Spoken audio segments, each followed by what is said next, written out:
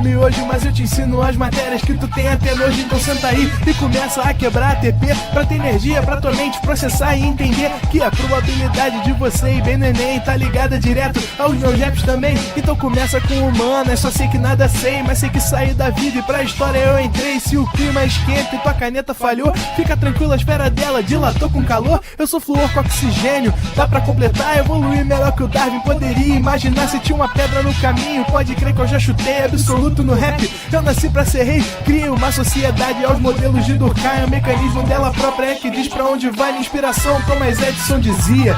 É 1% e o restante o trabalho que fazia, então senta o rabo aí que eu vou te ensinar. Sometimes rap is the best way to learn, rapá. Eu não compreendo, pero não puedo hacer. É só estudar e ouvir as dicas que eu dou pra você. Confere suas respostas e faz tudo com calma. Manda bem na redação, faz do fundo da alma. Esse é o tópico frasal, ainda tem argumentação. E a resposta pra você eu deixei na conclusão. Se tá nervoso, se acalma pra mandar bem. E se liga nos vídeos que eu te preparo pro Enem.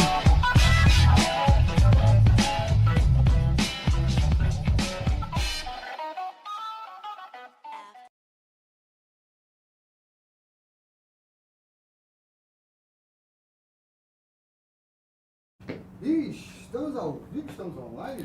We are the champion, my friend.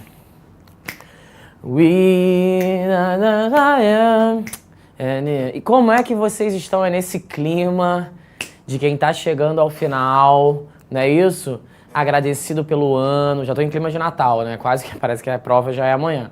Mas já estamos sentindo esse gostinho de fim, não é mesmo? Tivemos um ano de 2023 incrível, com muito conteúdo. Tivemos as mentorias também. Aliás, peço perdão pelo cancelamento da mentoria de segunda-feira. Não pude estar presente porque o meu computador deu lá uma ziquezira. Mas hoje estaremos juntos e Shallow Now, não é isso? Às 29h15, vou sair daqui, vou correndo para casa. Chegando em casa, vou tomar aquele banhão. E nós vamos conversar de um modo mais íntimo e particular, certo? Sei que estamos em clima de final, sei que nós estamos ali já, né, encerrando algumas reflexões, mas a verdade é que ainda há bastante coisa para conversar, viu? Então você tá aí um pouquinho desesperado, tenso, acreditando que não dá para aprender mais nada daqui até o Enem. Calma na alma, há bastante coisa ainda a ser vista. É claro que a gente tem um tempo reduzido, isso é inevitável, mas a gente também precisa aproveitar esse tempo final para dar os últimos ajustes, alinhar as últimas expectativas. E, gente, quem quer tirar nota alta é no detalhe, não é isso? A gente precisa acertar o detalhe, porque o que vai te tirar de uma vaga ou o que vai te garantir uma vaga são situações refinadas, situações de detalhes. Então, não esmurece. Eu sei que quando chega essa etapa do ano a gente já está bastante cansado de um ano inteiro de muito estudo, principalmente de redação, que exige esforço da escrita e tudo mais, mas é importante agora manter a mente aquecida, porque se você largar de mão, aí daqui até o Enem realmente começa a criar poeira na cabeça, começa a entrar umas teias de aranha. Então precisamos manter o equilíbrio e entender que agora é o momento de nos concentrarmos nos detalhes finais, nas situações de ajustes, para conseguirmos performar da melhor maneira possível. Então, uma excelente noite a quem está chegando, ao Moreno, Ana Costa, Luana, Tamara, John, Tailane, Letícia e todos que hoje estão aqui, vieram ao meu encontro. Espero que a gente tenha mais um encontro em que a gente possa discutir bastante coisa importante. O título da aula é um título forte, é um título que causa uma impressão de imponência, como se dar bem em qualquer tema. Qual é a ideia de uma aula como essa? A ideia de uma aula como essa é mostrar para vocês algumas estratégias utilizadas por outros alunos em outros contextos, claro, estratégias que obtiveram êxito naquilo que se propuseram, certo? Então a ideia é que você consiga identificar recursos que sejam relativamente úteis em vários contextos diferentes. Quando eu digo vários contextos diferentes, eu não digo todos os contextos. Seria muito pretensiosismo da minha parte imaginar que eu vou colocar aqui uma estrutura que irá resolver a sua vida. Até porque se eu pudesse fazer isso, eu já teria feito desde o começo do ano, não deixaria para o final, certo? Uma das formas mais relevantes de você argumentar bem na redação, é claro, é criticar o problema social apresentado face às expectativas que esse problema afronta. Então, a primeira coisa que todo aluno tem que fazer, e você não pode deixar de fazer, é problematizar o tema, certo? Não existe uma abordagem, no caso do Enem em específico, em que você não vá trabalhar em torno de alguma problemática. Eu estava discutindo qual foi o tema na semana passada com os meus alunos em sala, eu esqueci. Estava eu discutindo em sala de aula com os meus alunos sobre a importância dos patrimônios brasileiros. Falávamos um pouco tanto dos patrimônios materiais, praças, prédios, monumentos, estátuas, quanto de patrimônios imateriais. O samba é um patrimônio imaterial, o carnaval é um patrimônio imaterial, o acarajé é um patrimônio imaterial. Então, eu peguei alguns exemplos de alunos que escreveram uma redação inteira, basicamente mostrando a importância do patrimônio para a construção da identidade cultural de um povo. É verdade, os patrimônios, ele estimula a construção da identidade porque eles representam simbolicamente a memória, a importância, os costumes, os hábitos e os valores. Mas não se espera de um aluno que ele escreva uma redação inteira mostrando o quanto esses patrimônios eles são importantes. É preciso que em um dado momento o aluno problematize. Beleza, eles são muito importantes, claro. Mas no Brasil, será que todos os patrimônios eles são protegidos como eles deveriam ser? Quando você visita uma praça, quando você vai até um museu, você vê nesses espaços, por exemplo, uma preservação, um cuidado e um zelo? Aqui no Rio de Janeiro, para ser específico, nós tivemos o caso infeliz do incêndio do Museu Nacional, situado na Quinta da Boa Vista, que foi a moradia da família real durante muito tempo. Eu não sei se vocês, principalmente vocês que são de outros estados, acompanharam esse caso. Tivemos uma perda inestimável de documentos, objetos e artefatos que contam a nossa história enquanto povo brasileiro. Então esse é um bom exemplo de um patrimônio sendo desperdiçado e de uma identidade também sendo perdida. Além, é claro, do trabalho de arqueólogos, geógrafos, historiadores e tantos outros profissionais envolvidos na manutenção desses objetos. Então isso vai mostrando um pouco como, apesar dos patrimônios, ou melhor, apesar de os patrimônios serem tão importantes, como no Brasil há problemas sobre os quais um aluno pode falar. Então problematizar é condição básica para a obtenção de uma boa nota, tá? Eu coloco aqui que a maior parte de nossas expectativas, por sua vez, repousam em tratados importantes, como a Constituição Federal e a Declaração Universal dos Direitos Humanos, metas internacionais de sustentabilidade e reconhecimento das minorias, como idosos, portadores de deficiência e imigrantes, né? Hoje a expressão portadores de deficiência ela já não é a mais indicada, recomenda-se que se utilize pessoas com deficiência. Sabemos que a Constituição e a Declaração Universal dos Direitos Humanos são dois documentos muito úteis, tanto é que eles aparecem com muita frequência nas redações. Olha como é que tá minha garrafa, porque ela é verde, né? Parece que eu tô segurando um negócio fantasmagórico. Mas a verdade é que esses dois documentos, eles são bastante úteis. Dizer que eles são bastante úteis não é dizer que você deve sair utilizando cada um deles como uma jamanta desgovernada descendo uma ladeira sem controle. Até você que utiliza ali os seus repertórios mais versáteis ou coringa, como queira, precisa olhar o contexto. Ai, que saco, tudo é contexto. Sim, tudo é contexto, porque se não fosse assim, seria exata. Né? Nas exatas é que funciona dessa forma. Você soma 12 com 12, só pode dar 24. Se der 23, está errado. Se der 25, também está errado. Em redação, não funciona assim. Em redação, o buraco é bem mais embaixo e tudo pode influenciar para o resultado final. Portanto, duas pessoas diferentes podem obter notas diferentes, ainda que utilizem o mesmo repertório, a Constituição Federal ou a Declaração Universal dos Direitos Humanos, tá? Então eu coloco aqui, eu vou me afastar um pouquinho.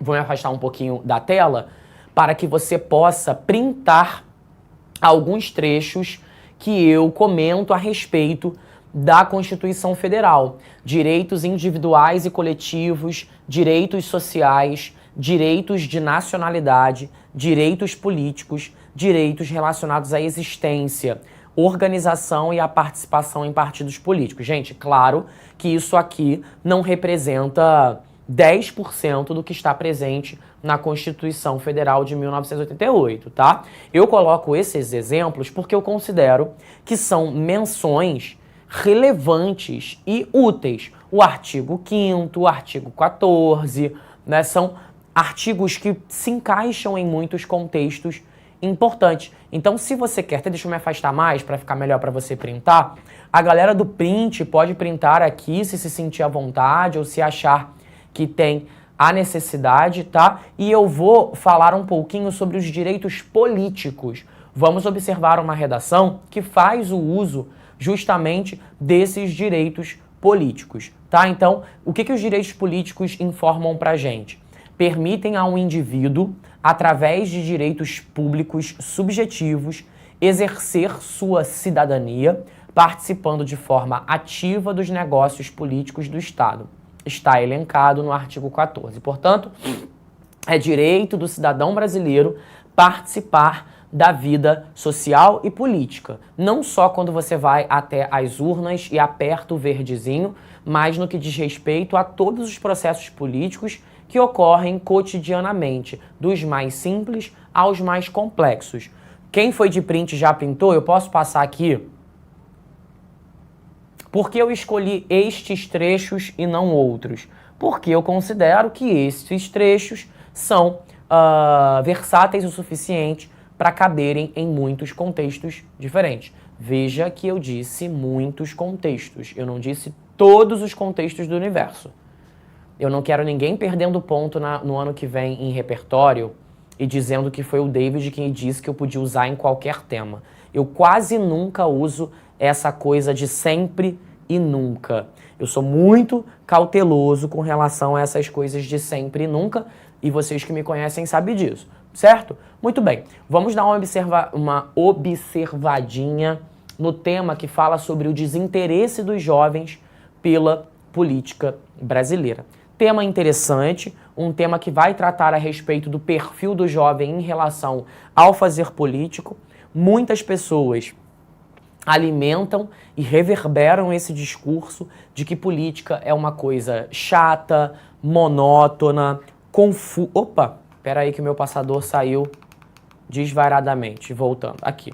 Muitos dizem que política é uma coisa chata, confusa, monótona, enfadonha, cansativa, mas a verdade é que, como é que as pessoas costumam dizer, né, que o preço que se paga por não se interessar por política é ser governado por pessoas mal intencionadas. Então, de que adianta a gente estar permanentemente reclamando a respeito da realidade do mundo se nós estamos tão pouco interessados em entender por que as coisas se dão nesse formato? Então, se você questiona a mobilidade urbana da sua cidade, se você questiona por que a profissão que você escolheu não paga tão bem quanto você acha, se você questiona o desemprego, se você questiona o acesso a saneamento básico, então você deveria sim estar muito interessado no fazer político. É claro que muitas pessoas não se interessam por política, em grande parte porque nunca tiveram alguém que estimulasse, que ajudasse, inclusive nesse processo de tradução, porque para muitos o fazer político é um fazer difícil, sobretudo no que diz respeito à linguagem. Nós estamos falando sobre uma população que grande parte dela é analfabeta funcional, em outras palavras, tem dificuldade em interpretar textos. Como esperar que uma pessoa consiga circular no ambiente político com facilidade se falta a ela competências linguísticas fundamentais para que ela consiga depreender sentido a respeito daquilo que lê, né? E aí o aluno vai usar o artigo 14, que faz referência aos direitos políticos. Eu tenho a seguinte introdução. Me parece que seja uma introdução, mas vamos conferir. No artigo 14 da Constituição Federal, são apresentados os direitos políticos de todo brasileiro. O exercício da cidadania, segundo o documento, é manifestado por meio da participação ativa de todos que neste país vivem. Em teoria, assim, a discussão política deveria fazer parte da rotina de todos. No entanto, uma observação breve da sociedade brasileira faz com que seja percebida uma sociedade muitas vezes passiva e alheia às decisões relativas ao coletivo. Isso é ainda mais claro quando os observados são os jovens. Para que essa situação seja superada, é importante a reflexão sobre a formação moral do povo e a falta de instrução escolar. Então aqui nós temos uma contextualização do tema que está identificada em azul. A contextualização utiliza como matéria-prima a própria Constituição Federal. Num segundo momento, que é o momento de verde, o aluno faz a transição para o tema, identificando que, infelizmente, na sociedade brasileira, o que se observa é um indivíduo passivo e alheio ao que a política trata. O que é estar alheio? É estar por fora, é estar de canto, marginalizado. E, por último, o aluno apresenta para a gente a tese, que vai tratar e que indica que os argumentos são uma formação moral comprometida e a falta de instrução que vem da escola, né? O aluno erra em dois momentos diferentes. Ele diz instrução de escolar, tá vendo? Instrução de escolar. Na verdade, o aluno deveria ter dito instrução escolar. Acabou pulando ali um D, além da conta. E tem um outro deslize que me incomodou, eu não sei se você chegou a perceber, mas me incomodou um pouquinho no ouvido.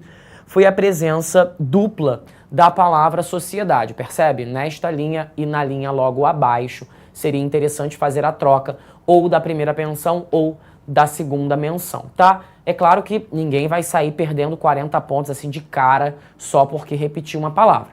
Mas caso o aluno venha a demonstrar dificuldade e demonstra repetição de palavras em outros contextos, pode ser sim que ele venha a ser descontado. Sei que provavelmente você deve estar ali se questionando a respeito do tamanho dessa introdução.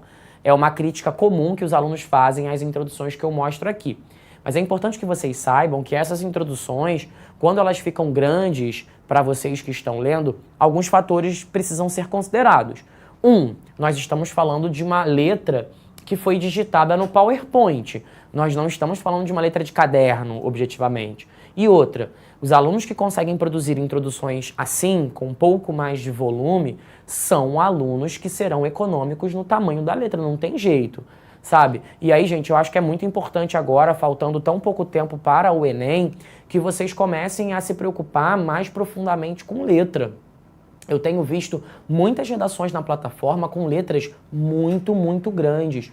Aluno que me acompanha aqui no ProEnem, esse é meu terceiro ano aqui no ProEnem, e ano que vem estaremos juntos, se Deus quiser, ele há de querer.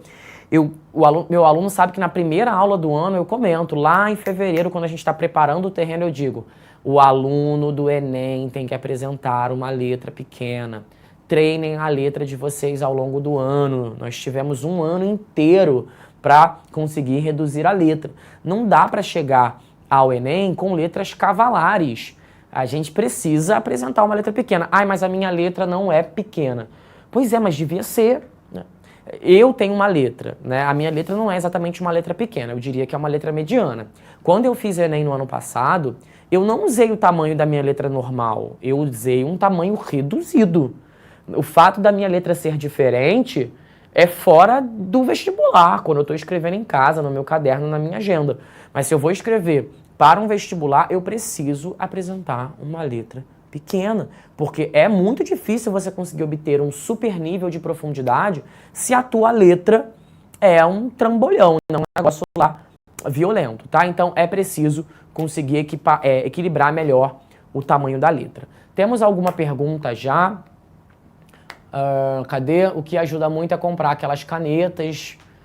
E aí é interessante que você veja qual é a caneta que você vai usar no dia, certo? Porque sim, a grossura da ponta da caneta interfere também no nosso estilo de letra e no tamanho da letra, tá? Então fiquem atentos a isso. Então uma caneta esferográfica pode te dar um ritmo e uma estética de letra X e um outro modelo pode te dar um ritmo de letra Y.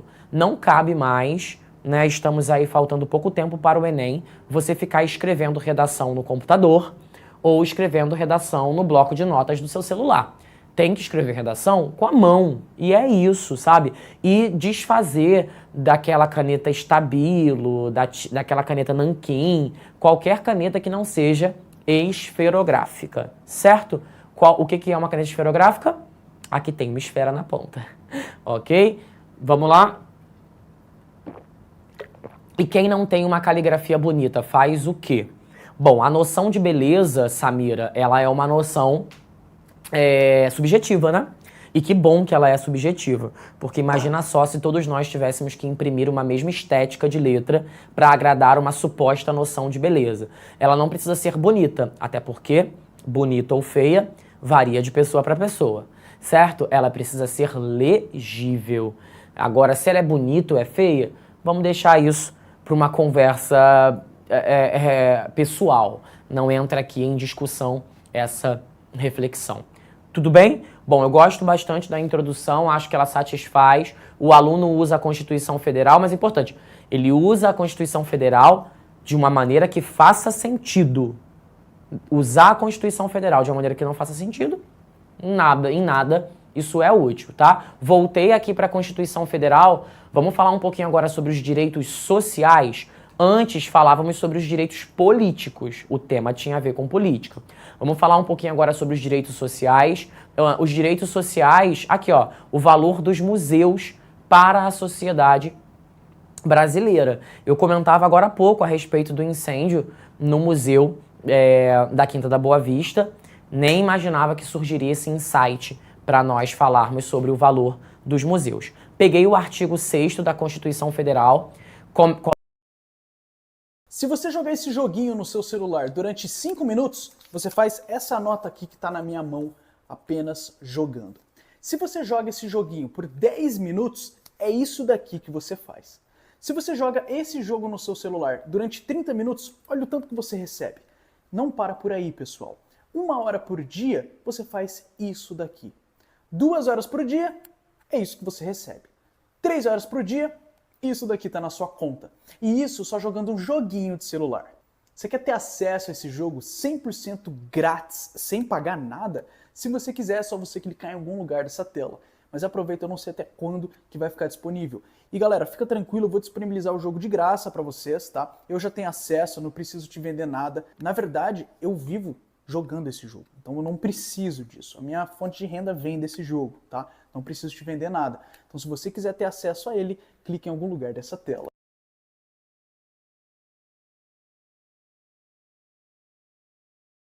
Quer sair do aluguel? Mas deixa eu adivinhar, você não tem entrada ou não quer se afundar em um financiamento com taxas altíssimas? Então você tem que conhecer o Maicon. O Maicon é a forma mais barata de comprar um imóvel hoje no Brasil. As parcelas cabem no seu bolso, sem entrada e sem juros. O Maicon é o consórcio com a menor taxa do Brasil. Tá esperando o quê? Clica no link e simule.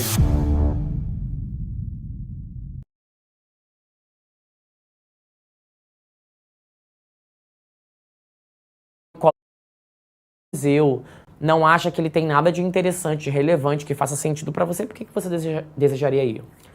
Já que muitas escolas estão concentradas apenas na formação voltada ao vestibular. Aqui o aluno comete um erro, tá vendo? O aluno coloca um ponto final, separando esta oração desta oração. Recomenda-se nesse caso que o aluno coloque uma vírgula e não um ponto final, certo? Senão ele vai separar ali a subordinada da sua principal. Então, ele deveria ter colocado uma vírgula, naturalmente é optado pelo J minúsculo e assim seguido. No entanto, os direitos fundamentais presentes da Constituição Federal, aqui ó, presentes na Constituição Federal, mais um deslize do aluno, determinam que é direito do cidadão o acesso ao lazer. Assim, fica claro que o valor dessas instituições, faltou S, hein? Deve fazer parte da rotina de todos os estudantes. O aluno cometeu alguns deslizes, repetindo o papel, o ponto final, né? Depois ele erra a concordância verbal aqui no final e em vez de acesso ao cidadão no acesso ao lazer. Bom, ele mostra, se a Constituição traz pra gente que todo mundo deve ter direito ao lazer, deixa eu molhar a garganta.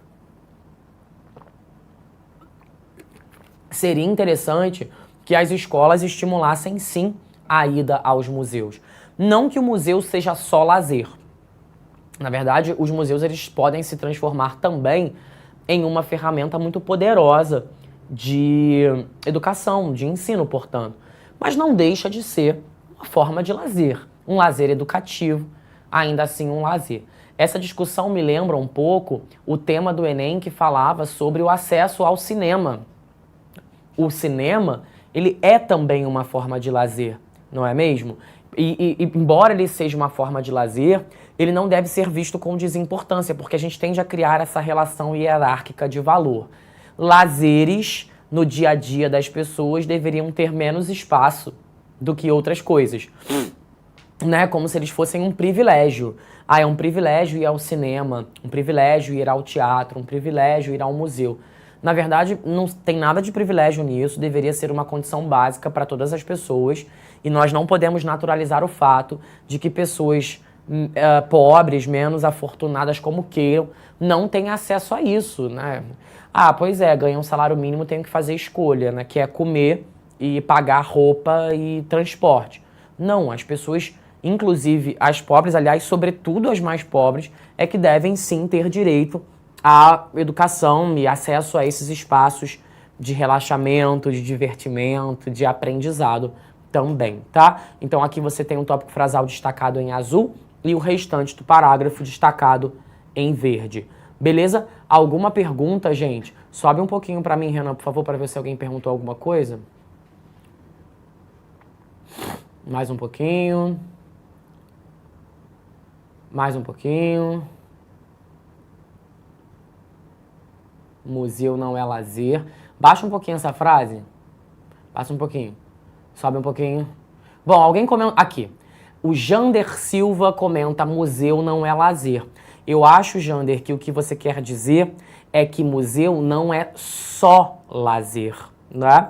Porque o museu, sim, é também, mas não somente, uma forma de lazer. Depende da relação estabelecida com aquele museu. Você não precisa ir ao museu necessariamente porque quer extrair dele um aprendizado, né? Você não precisa ir ao museu porque dali você quer extrair uma tese de doutorado ou uma dissertação de mestrado. Você pode ir ao museu como uma forma de relaxamento, de diversão, para espairecer. Então, cada um vai a um espaço buscando uma coisa específica, né? Ou às vezes você não vai buscar nada, às vezes você vai visitar, você quer espairecer e não tem problema nenhum nisso, né? Não é porque o museu ele tem obras que se supõem importantes que você precisa sair dali inteligentérrimo. Seria ótimo que você saísse dali inteligentérrimo, mas você pode buscar nele muitas coisas diferentes, como no cinema. Às vezes você vai ao cinema assistir um filme porque você quer desenvolver uma reflexão. Por exemplo, eu fui assistir Barbie quando saiu. Sinceramente, não estava muito afim de assistir, não me pegou e tal. Enfim, não era uma narrativa que fazia sentido para mim. Mas eu sei que os meus alunos estavam assistindo Barbie, que só se falava nisso na internet. Como professor de redação, cara, eu não podia ficar de fora da discussão, porque, enfim, eu não tenho esse direito, né? Eu tenho que estar por dentro de todas as discussões. Então eu fui assistir Barbie, mas eu não fui exatamente para me divertir, até porque se fosse para me divertir, eu nem iria. Eu fui para ver, assim, eu queria entender o que estava naquela narrativa, quais eram os pontos, o que estavam se falando ali, a qualidade do filme. Eu queria trazer para uma reflexão para minha sala de aula. Agora, tem vezes que eu vou ao filme e eu não tô afim de desenvolver uma reflexão incrível. Cara, eu tô indo ver um filme, eu quero gargalhar, eu quero rir do personagem que cai no chão e tropeça. Então há momentos em que a gente prepara a mente para estudar, para refletir, e tem momentos que a gente prepara a mente, olha, tem dia que eu não tô afim de fazer nada inteligente. Eu chego em casa, eu quero ver, sei lá, quero ver Modern Family, eu quero dar umas risadas, sem muitos compromissos, sem grandes reflexões, e tá tudo bem, tá tudo ótimo, desde que a gente consiga equilibrar essas duas coisas, tá? Vamos seguir o baile. Aqui, ó, eu comento sobre o fato de que, neste caso, os direitos fundamentais presentes na Constituição Federal talvez tiveram um pouco aproveitamento, percebe? Pouco aproveitamento do repertório e a associação falha com um argumento. Me incomoda um pouco, em comparação ao parágrafo anterior, me parece que essa menção ao repertório não é tão aproveitada quanto a menção anterior, tá? Não sei, talvez jogar os direitos, jogar a Constituição um pouquinho mais para cima poderia amenizar essa sensação. Vocês tiveram a sensação de que o aproveitamento desse aqui foi não tão bom quanto o da anterior? Porque a sensação que eu tenho é que na anterior veio redondo e que nesse parágrafo aqui não parece aproveitar tanto. Tem a ver com a discussão, é verdade, mas não me parece ter um aproveitamento tão redondo quanto poderia ser, sabe? Vamos dar uma olhadinha agora na Declaração Universal dos Direitos Humanos. Alguém pediu para que eu respondesse a Késia, mas eu não vi a pergunta da Késia. Se você conseguir achar para mim, Renan, qual é a pergunta? Qual é a pergunta da Késia? Um texto pode conter no máximo quantos períodos? Quantos você quiser. Não existe mínimo nem existe máximo. Não existe isso. Um parágrafo, de repente, tem 3, outro vai ter 7, outro vai ter 12. Depende do tamanho da letra do aluno, depende do tamanho dos períodos. Não existe isso, gente. Não tem mínimo, não tem... Quantas palavras tem que ter a minha redação? Não existe isso. Tá? Aliás, que bom que não existe. Aqui eu tenho alguns artigos da Declaração Universal dos Direitos Humanos, adotada e proclamada pela Assembleia Geral das Nações Unidas em 10 de dezembro de 1948. Eu não vou ficar aqui lendo o artigo por artigo, porque, enfim, não temos tempo para isso e porque não vem ao caso, não convém. Se você quer ver a Declaração Universal dos Direitos Humanos inteira, vai no tio Google, joga lá, Declaração Universal dos Direitos Humanos. Pum! Vai aparecer o PDF e você faz a leitura. Eu coloquei aqui 7 artigos que eu considero importantes, identifiquei um desses artigos, certo? Para a gente poder ver a aplicação em uma redação, beleza? Ninguém será mantido em escravidão ou servidão. A escravidão e o tráfico de escravos serão proibidos em todas as suas formas, certo? Bom, hoje o politicamente correto nos indica a não mais usar a palavra escravo, e sim usar a palavra escravizado, entendendo que ninguém nasceu numa condição de escravo. Quer dizer, você não vem ao mundo escravo, você é escravizado por alguém. Não existe aqueles que não são escravos e os escravos. Tem aquelas pessoas que são idênticas a nós, mas que são submetidas à condição de escravidão, tá? Então, guarde esse detalhe. Assim como nós não falamos mais morador de rua, falamos pessoas em situação de rua. Assim como não falamos mais doenças sexualmente transmissíveis, falamos infecções sexualmente transmissíveis. Também não dizemos mais escravos, dizemos escravizados. A língua constrói a realidade. E por isso, inclusive, eu sou profissional da língua, tá? Vamos dar uma olhadinha aqui. O tema é a persistência do problema do tráfico de pessoas no Brasil, né? Pessoas que são vendidas, pessoas que são trocadas, pessoas que são ludibriadas, porque grande parte delas são enganadas.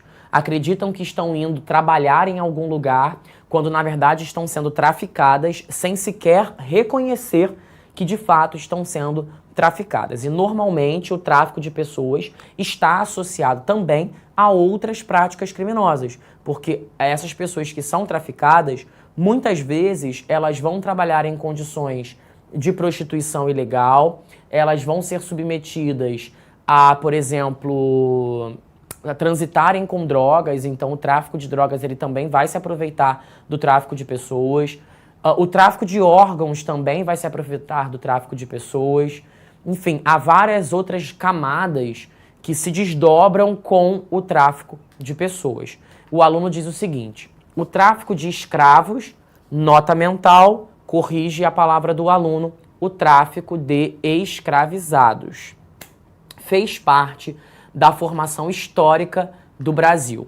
Milhares de negros foram trazidos ao país para servirem como mercadoria. Sem qualquer acesso a direitos básicos, essas pessoas foram vítimas de todo tipo de violência possível, física, moral e psicológica. Bom, ele fez um resumão ali daquilo que os negros escravizados aqui no Brasil viveram. Foram traficados da África em direção ao Brasil, vivenciaram o que a gente chama de diáspora.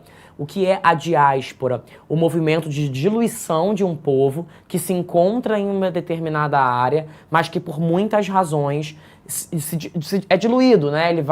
Ele é distribuído pelo globo terrestre. No caso dos africanos, nós temos uma diáspora compulsória. Afinal de contas, os negros não saíram de lá porque desejaram, né, vir para o Brasil. Saíram de lá porque foram arrancados de lá. Então nós temos a diáspora do povo judaico, que também foi diluído em alguns espaços por outras questões. Temos a diáspora africana, que foi aí resultado de um processo compulsório, violento e autoritário. E aí o aluno conta pra gente um pouco desse processo. Ao chegar ao Brasil, boa parte dos negros vivenciaram também uma infinidade de violências morais, psicológicas e, sobretudo, físicas. Agora ele vai começar a transição para o tema. Esse passado, entretanto, não ficou restrito aos livros escolares. Esse passado, entretanto, não ficou restrito a isso. Na atualidade, embora a Declaração dos Direitos Humanos... Seria interessante que ele tivesse dito Declaração Universal, mas tudo bem. No artigo 4, afirme que ninguém deve ser mantido em escravidão, o tráfico de pessoas ainda é uma realidade presente, sobretudo em áreas pobres. Por isso é fundamental a análise sobre os fatores sociais e econômicos envolvidos. Bom, aqui a gente entende que o aluno vai falar sobre problemas sociais no D1 e sobre problemas econômicos no D2. O que o aluno tenta fazer aqui é criar uma versão contemporânea da escravidão, certo? Então o aluno vem dizer assim: nós temos um modelo de escravidão, não é assim? É assim. Qual o modelo de escravidão século XVIII? O modelo que você conhece. Pessoas que eram trazidas para o Brasil forçosamente, a contragosto, para trabalharem nas lavouras de café, de cana-de-açúcar, para trabalhar nas casas grandes com os serviços domésticos, etc, etc. Não tinham salário, eram trocados, comercializados, por aí vai. Aí o aluno vem mostrar uma versão contemporânea da escravidão. Uma versão em que você não tem a casa grande, em que você não tem o quilombo, em que você não tem o capitão do mato, mas que você tem uma outra configuração que se assemelha muito àquela configuração do passado, né? A diferença é que você não tem um navio negreiro fazendo o transporte, mas você tem ônibus, carros, até aviões fazendo um trajeto com essas pessoas que estão indo, sabe-se lá Deus para onde, muitas vezes sem entender, ou sendo arrancadas dos lugares em que estão, né? A gente não pode chamar e dizer que isso é escravidão nos mesmos moldes do século XVIII, porque não é nos mesmos moldes. Mas tem uma relação ali de semelhança, né? Você arrancar uma pessoa da sua terra, levar para outra, passar a comercializar o trabalho dela. No caso das mulheres, muitas vezes o que é comercializado é o próprio corpo, né? Porque elas são oferecidas como objetos sexuais, né? São vendidas, trocadas, compradas. Então acho interessante o aluno fazer essa conexão, essa relação de passado e de presente. Professor, o Pedro me perguntou o seguinte, já deve ter um tempo, porque não é exatamente uma pergunta de agora. Professor, ir a estádio de futebol é lazer também, mas hoje em dia está inviável. Poderia ser preço popular. O que você acha sobre o assunto? Olha, eu tenho um conhecimento muito baixo no ramo futebolístico, mas me parece que, de fato, nem todo jogo, sobretudo os jogos de grande disputa, né, com os times de grande visibilidade. Aqui no Rio, por exemplo, um jogo do Flamengo contra o Vasco, um jogo do Flamengo contra o Fluminense. São jogos que muitas vezes são bastante inacessíveis para quem gosta também de futebol, né? E isso revela certo caráter antidemocrático, ainda mais no futebol, que é uma paixão nacional, que é o esporte mais valorizado, inclusive pelos brasileiros. Soa antidemocrático que você tenha ingressos muitas vezes tão caros, assim como soa antidemocrático que os ingressos para visitar a Apoteose aqui no Rio muitas vezes sejam absurdos e sejam inacessíveis para uma população que também gostaria de estar inserida no mundo do carnaval. A Paloma Regina dos Santos Lopes pergunta assim: boa tarde, professor, qual é o seu palpite para o tema desse ano? Você tem alguma ideia sobre? Olha, que bom que você usou a palavra palpite, porque é exatamente isso, um palpite. Assim, então, o palpite pode estar redondamente enganado e pode estar absolutamente certo, e isso não prova nada, tá? Nem a minha qualidade, nem o meu defeito. Ano passado eu estava chutando na direção da alimentação, não teve nada a ver com a alimentação, quer dizer, até tinha a ver com a alimentação, porque os povos tradicionais precisam de terra para produzir seus alimentos, alimentação de subsistência e tal, mas eu não estava pensando em alimentação nesse sentido. Eu estava pensando no ano passado em alimentação com olho na insegurança alimentar, o fato do Brasil ter voltado ao mapa da fome. Eu estava nessa energia. Como no ano passado não caiu esse tema, eu vou apostar de novo neste. Então, se alguém quiser fazer um bolão aí comigo, a gente pode fazer um bolão para a semana e ver quem chega mais perto e quem conseguir... Aliás, quem chegar mais longe, quem estiver mais longe, paga uma prenda virtual. E nós podemos pensar juntos que prenda virtual. Mas é isso, gente, é muito mais em clima de brincadeira, tá? Eu não tô dizendo pra você que alguém me contou que o tema será... Ninguém me contou nada. Pode ser que chega lá no dia violência nos esportes. Completamente diferente do que eu tô sugerindo aqui. É um chute no escuro, mas que eu adoraria que o tema do Enem fosse sobre insegurança alimentar, por exemplo. Acho que é um tema rico, importante, acho que é um tema atual.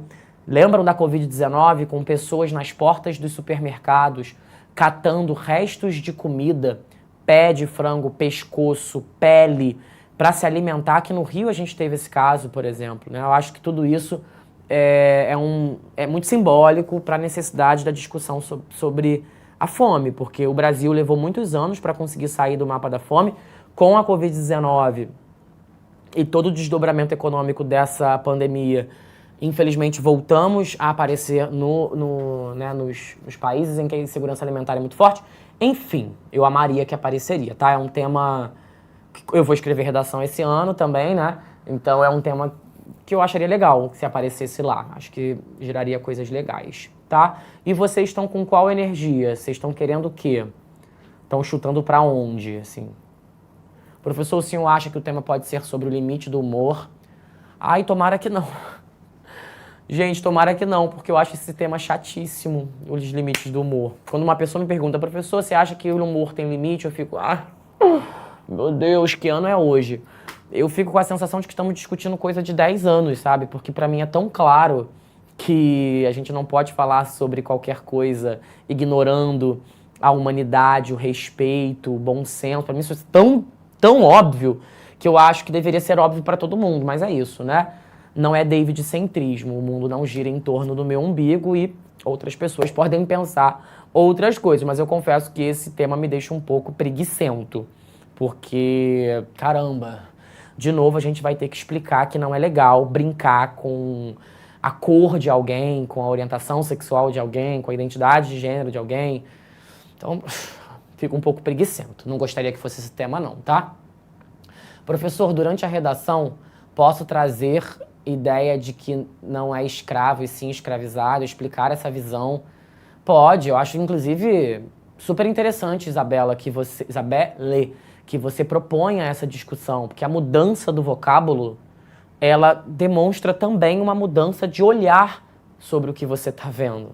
Mudou o vocábulo, mudou a perspectiva. Eu até conversava com uns amigos professores outro dia, a gente estava trocando uma ideia sobre o fato de que agora as empresas aliás, não é agora, né? Isso já tem um tempo, não usam mais a palavra funcionários. Já repararam isso? As empresas costumam usar a palavra colaboradores. Isso significa alguma coisa, essa mudança significa alguma mudança também por parte das empresas, né? De tentar criar um ambiente mais participativo, mais familiar, mais acolhedor.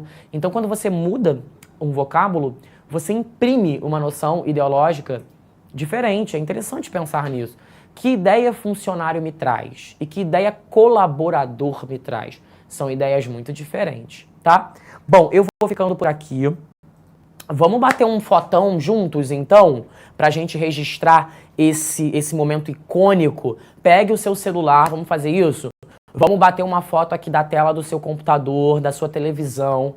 Me marca no Insta, marca o @proenem também, pra gente registrar esse momento simbólico, importante. Eu vou pegar já o meu celular pra fazer essa foto junto com vocês, mas antes de eu fazer isso, semana que vem não acabou não, pelo amor de Deus, você não vai sumir daqui, porque quarta-feira tem muita coisa ainda, tá?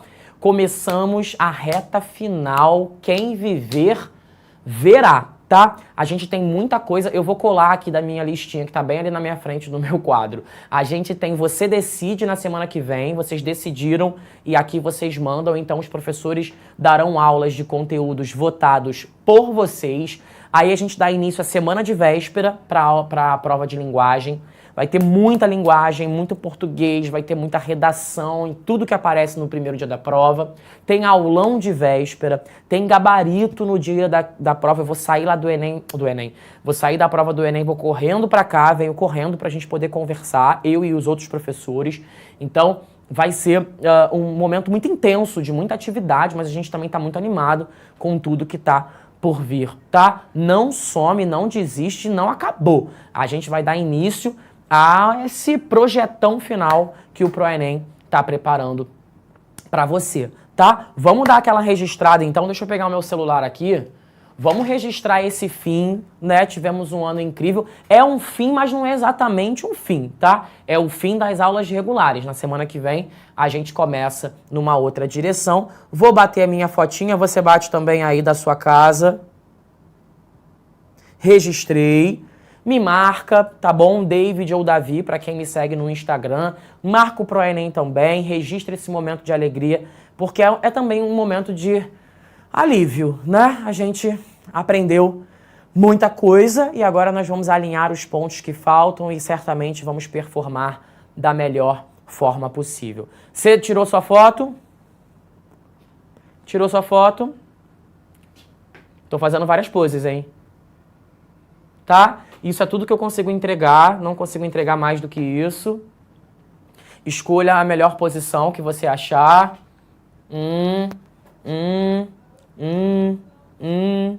Foi? Então tá bom. Beijo no seu coração. Daqui a pouquinho vocês têm matemática, não saiam daí, tá? Tem muita coisa ainda pra vocês verem. E já já eu vou correndo pra casa, que a mentoria... Sorrir não dá, gente. Detesto sorrir. Todas as fotos que vocês me verem aqui no ProEnem sorrindo, fui forçado. Atrás da câmera tem alguém assim. Bota os dentes pra fora. Tô sempre de cara feia. Vai fazer o quê, né? Beijo, tchau. Até semana que vem. Até mais tarde e até semana que vem. Boa semana pra vocês, um bom descanso. Foi bom estar com vocês e brincar com vocês, mas é hora de dar tchau, tá? Tchau. Assista nossas aulas a hora que você quiser. Vem com o Pro, o cursinho online que mais aprova no Enem. Assinem proenem.com.br.